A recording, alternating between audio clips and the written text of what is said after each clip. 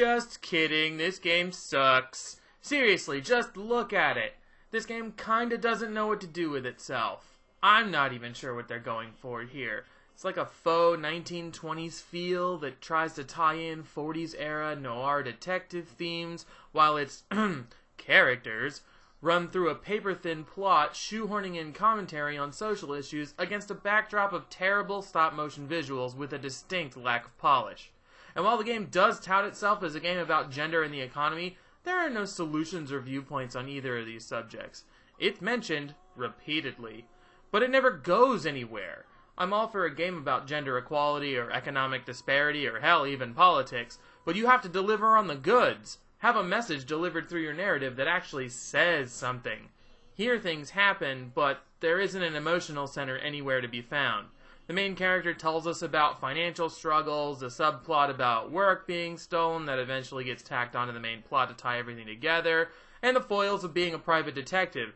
There's also some shit about betrayal and double identities, and look, it doesn't matter. You don't spend enough time in the actual game world for you to even give a shit about these characters. And to make matters worse, they look like they were made out of Play-Doh by a circus carny who got his fingers destroyed in a fireworks accident. I can't connect with these characters at all. I can't see what emotions they feel, I can't visualize any sort of subtleties that would convey an emotion by a character listening to another one. They're soulless, which makes them seem really trite and honestly terrible. And I hate them for singing, so they're already climbing an uphill battle. Without gear. In the snow. Starting at the bottom of the tallest mountain on Earth. Oh, that's right, I forgot to mention. About 80% of the dialogue is delivered through song.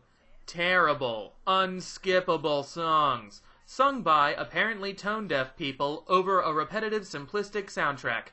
It almost seems like the 8-second loops that make up the entire soundtrack were made separately from the singing, so rhythm and tone go right out the window. It should also be mentioned how terribly easy this game is. It's presented as a point-and-click adventure, with multiple answers and lots of dialogue that looks passable on paper, but sounds like it was recorded by children in Michael Jackson's bathroom. I played this game to completion, and it felt like 30 years had gone by. While the credits rolled, I looked at my hands, then to the clock. How long had I been trapped in this hellish nightmare?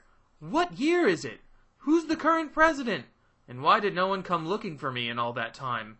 Then I realized it had only been an hour.